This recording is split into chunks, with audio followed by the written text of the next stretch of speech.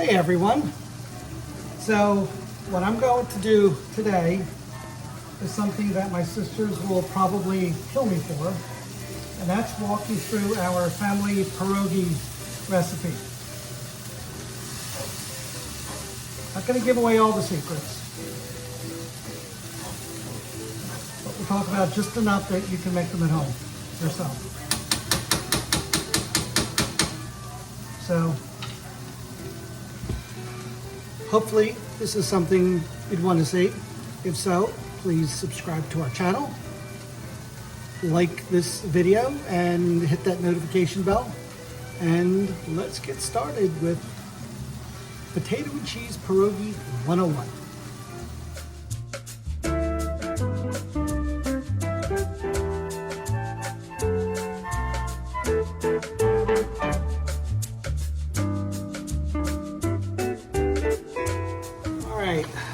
Well, the first thing we're going to do, and it's going to be the night before you actually make your pierogies, is we're making the filling. And typically my recipe runs you through, I don't know, about 12 to 15 dozen. So what I do is you go to Target or the local grocery store and just get a bag of brown russet potatoes. Cut them up into little cubes, you boil them, and you mash them. You can whip them. A lot of people do that. I prefer the old school method where you just hand mash. It gives it a little bit of a chunky, not chunky, but a homemade texture where every so often you get a little bit of a lump, but it's my preference. You're more than welcome to whip it if you want. And really it's just mashing potatoes, mashing potatoes. Mashing potatoes.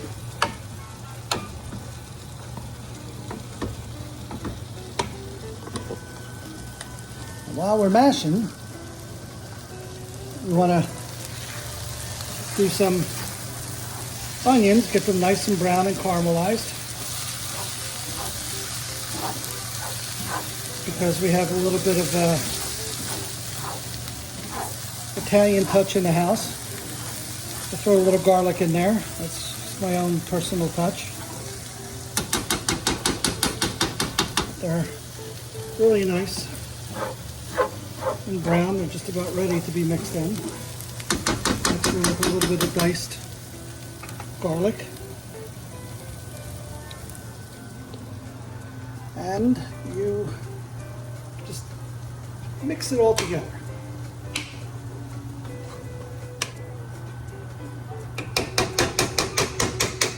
All right, so you're just about ready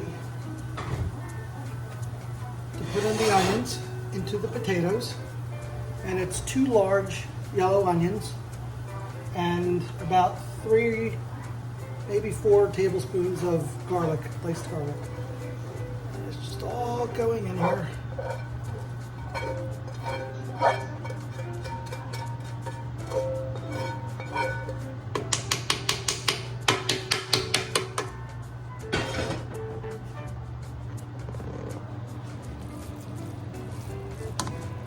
You can see, you're just mixing it in. Mixing it in.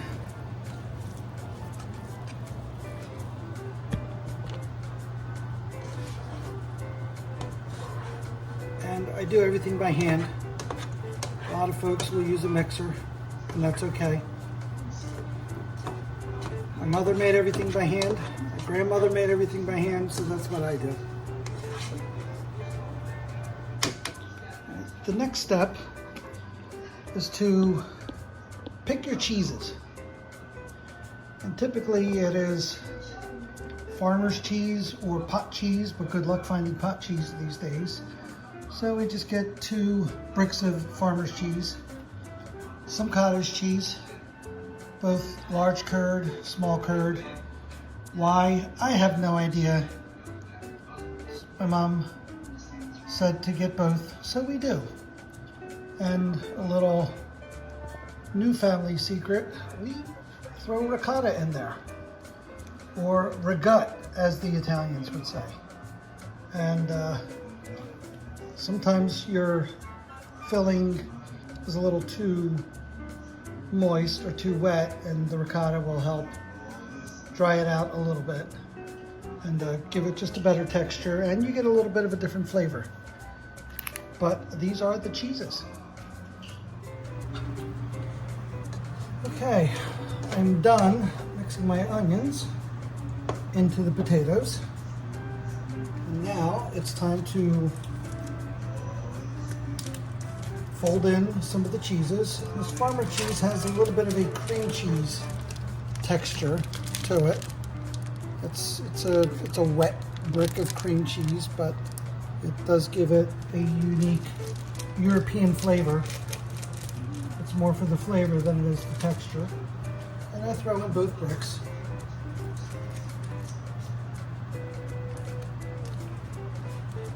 If I can open it. And your fingers are slippery. Sometimes you have to resort to your teeth. Not recommended. And that's toothpicks.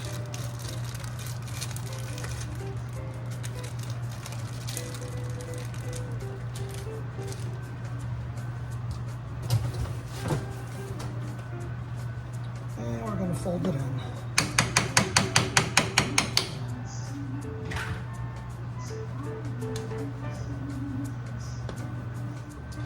I changed spoons. Plastic ones just were bending and folding, and the more stuff you put in the pot, the more difficult it is to mix. But really you're just folding and folding. Again, you can throw it in a food processor and really whip everything up. It's a texture preference. You can do whatever you want. I still like the old school method of hand mixing. All right, now we're going to get the cottage cheese. I'm going with the large curd first, just because we have more of it. Cottage cheese is very wet. So let's go one container.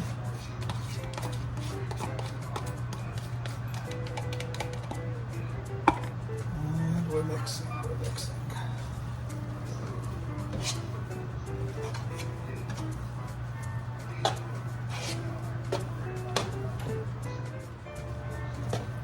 All right, so I'm mixing.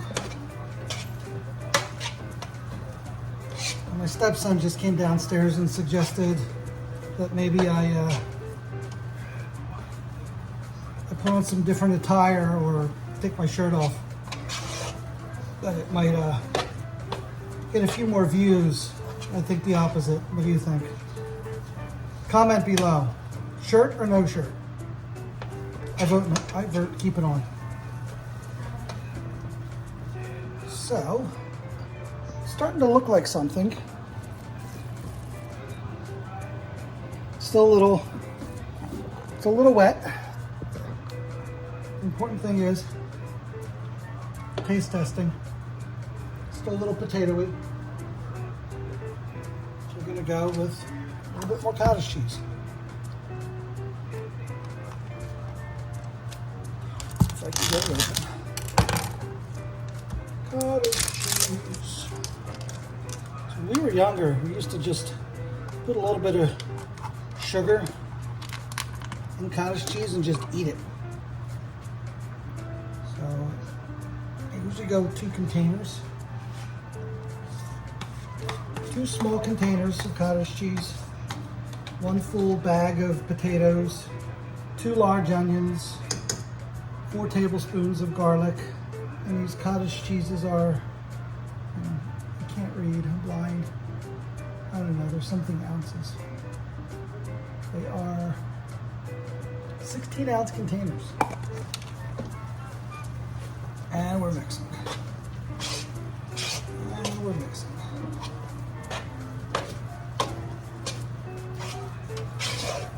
Right now it's going to be very bland. It's just a potato mash. It's a little bit of cheese. It's got some onion in it. I don't overdo the onions. We have some folks in the family that can't do a lot of onion. Really, you just add pepper and salt, but we're gonna take it easy on pepper these days. Mixing, folding, mixing, folding. Okay, it's getting there. A little bit of ricotta. I'm not gonna use the third container. I think it'll be a little bit too much cheese at that point.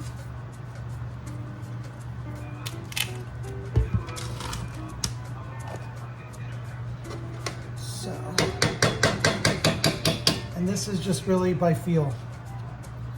1 tablespoon, 2 tablespoons, 3 tablespoons. And let's just mix it in, see how that goes for now. Is that ricotta? That is ricotta. I just grabbed something, I didn't even look. And in the Polish kitchen, nobody follows recipes, you just know. It's all feel, it's texture, it's taste. I know what goes in here, but it's different every time. And that's okay.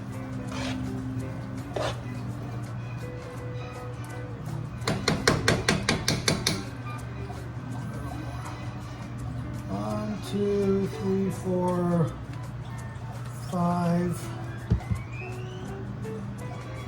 So let's say 10 tablespoons total of ricotta cheese. And we're mixing. And we're mixing.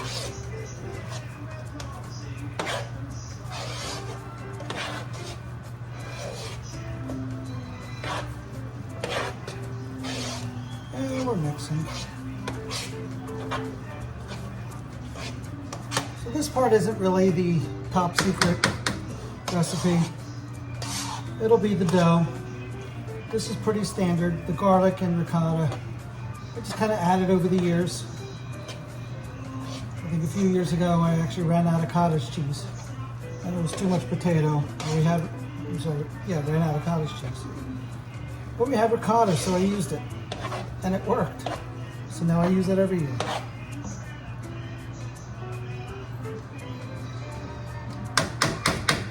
Okay.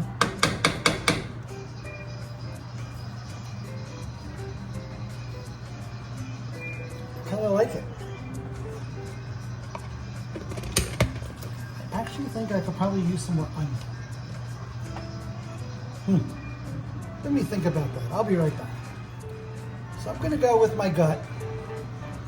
My taste buds are telling me I think I need more onion, but I've got enough onion in here. Definitely have enough onion.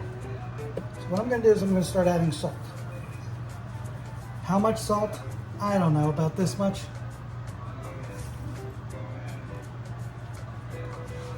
And I'm gonna mix it in. I'm gonna need more than that, right? But again, I'm not a professional cook. This is Mom's old lessons. Start with a little bit and keep adding as you need it.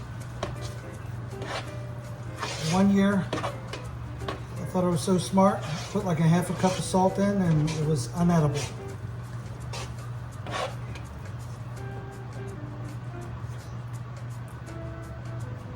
A little bit more.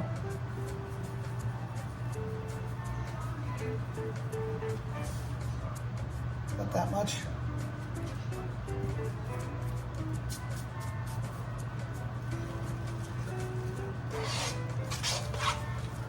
I was very tempted to go bam, but I think that's might be a copyrighted gesture by the great cooking legend Emeril Lagasse. But you get the point.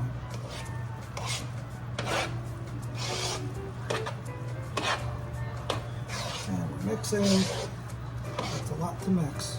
Let me show you. It's a lot to mix. It's gonna be a lot of pierogies.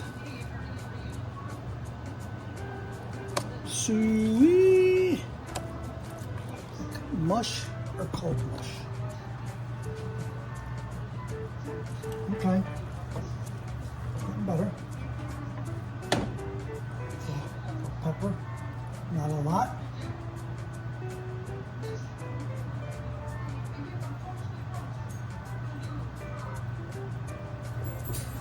Doesn't really come out much.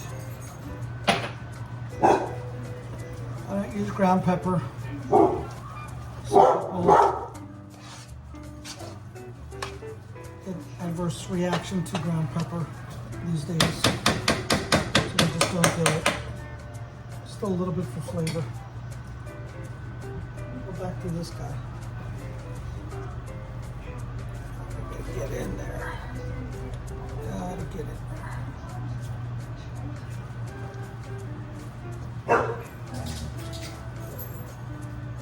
And we're mixing it. Another family tradition. Usually it's not during pierogies. It's when we put the Christmas tree up. We always watch White Christmas. Mom and I used to put the tree together, straighten every little branch, put the lights up, and the goal was to get it done before White Christmas was over. Mom ain't here no more, so someone's got to carry on the tradition. So we're watching it while I make pierogies.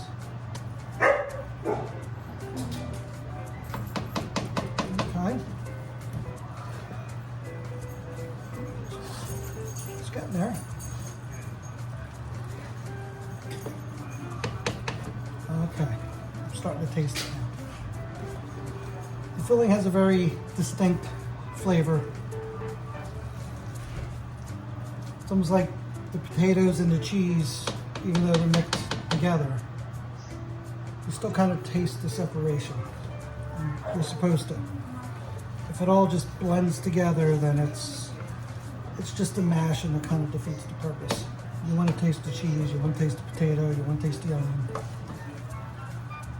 And it's just mixing it. A little bit of salt and pepper just kind of really brings out the flavor. Yep. So I'm going to keep mixing this up. I won't bore you, but really you want to keep mixing because you will have empty spots if you're not using a food processor. If you're hand mixing, you got to do this for like another 10-15 minutes because you'll get a salty spot and then you'll get a bland spot and you don't want that. So let's fast forward. But basically, once this is done, you put some plastic over it, you put it in the fridge, let it sit overnight. When it's in the fridge, all the flavors just bind together better. It's a totally different flavor the next day, and it's a lot easier to use as a filling when it's cold out of the fridge. Because right now it's kind of like a runny mash, and if you have too runny of a filling, it could ooze out of your pierogi, so you don't want that. So yeah, I'm gonna keep mixing, put it in the fridge overnight, go to bed. Tomorrow's another day where we make the dough, and there'll be a few secrets I tell you and a few that I won't, but you'll kind of get the idea and be able to make these on your own. So see you tomorrow.